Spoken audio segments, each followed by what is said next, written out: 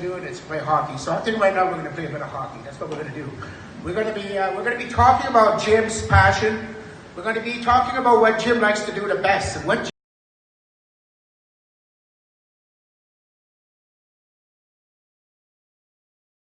different form, media form that it will use. Like it could be ink on a piece of paper, or it could be waves through a radio, or waves through television. And that's what Jim used to do.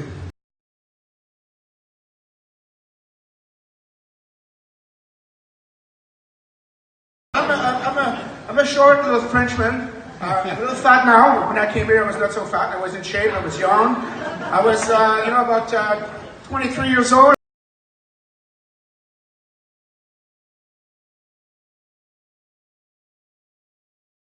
It's a big hockey town. It's a small redneck. I'm a redneck. I'm so proud to be a redneck. I love being a redneck.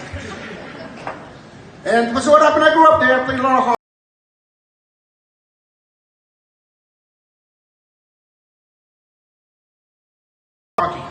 It was in North Bay at Canada College. I played Cultural 3A for the last 2 years, competitively. And from there, I would go in the summertime, work at the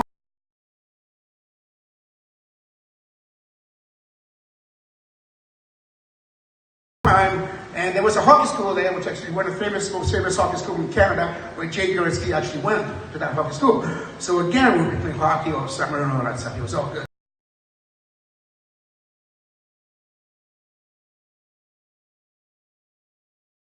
Year off. It's the first time in my life I did not play hockey. You know what I did? I skied. I skied over 100 days for the first time in my life. It was absolutely amazing. Moved in 1986 to Vancouver.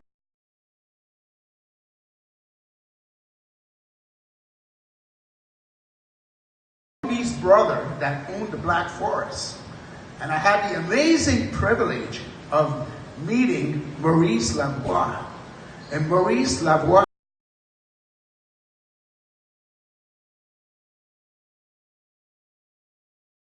hockey either, but it's okay, it's not my gear, but it was fine.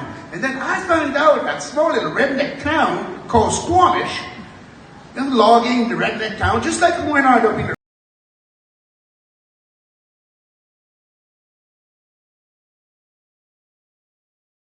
and Jim used to love to talk about us playing hockey over there. So we're going to talk a little bit about that.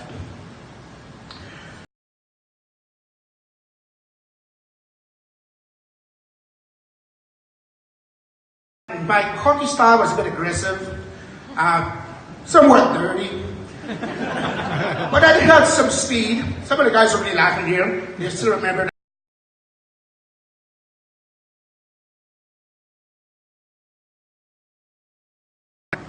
And most of my life when I played hockey, I played as a center. When I went the last 2 years I played in North Bay, I actually played left wing. When John Ryan came up,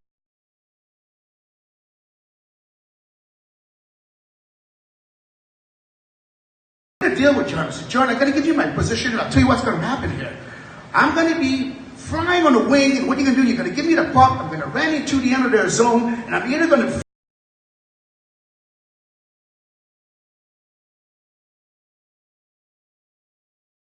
and we did that, and it worked out a few times. And Jim just loved to write about that shit. He would just write that stuff in the paper all the time.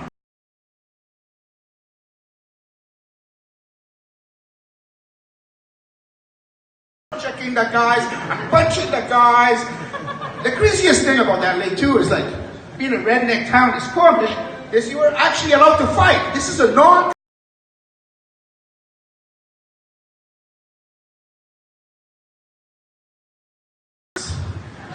So you would fight once, you would get your aggressions out, you would get 5 minutes, you go sit on the bench, feel the shame for 5 minutes, and then if you drop your gloves.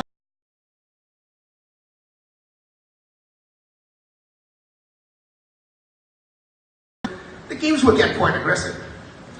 So, but there was 2 teams from Whistler that they were very competitive with each other because most of the time they would head out in the playoff at the end.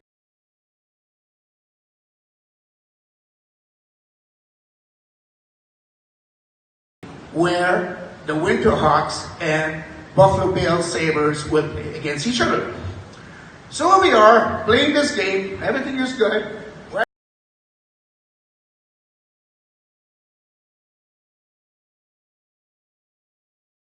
the back of the net. And I go falling in my face. And as I was falling down, my stick went like this. And then at the end of my stick, there was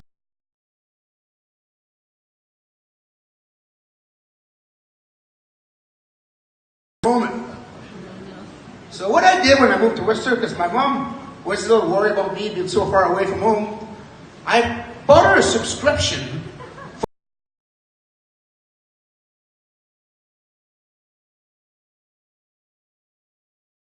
every week, but it would take 10 days to 14 days for the newspaper to get to Owen or Randall. So 10 days later, I got a phone call.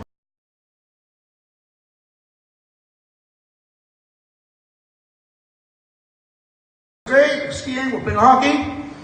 Yeah, hockey. So, you know, that newspaper? I'm like, yeah, Mom, do you enjoy getting the news from Whistler?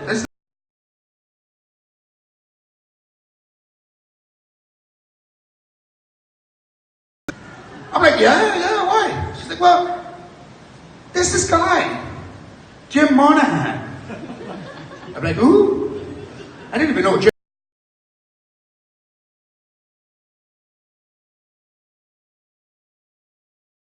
He writes about hockey, he writes about you.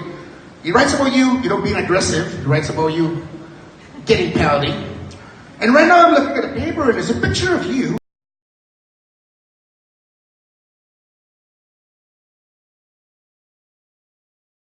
I'm like, oh yes, Mom, I'm alright, don't worry about it, everything's fine.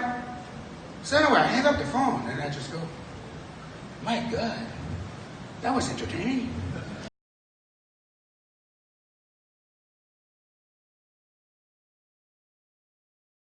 My mother.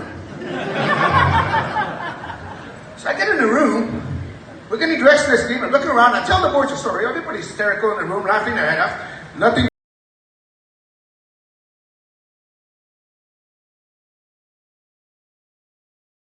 As we're getting dressed and all this, and then suddenly I go, well, you know what? I need to meet that Jim Monahan. They all looked at me and said, why? Well, because I thought,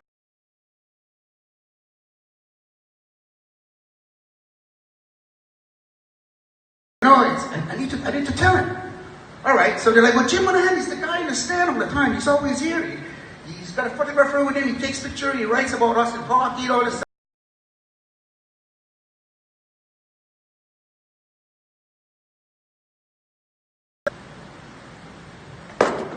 So Jim goes, well,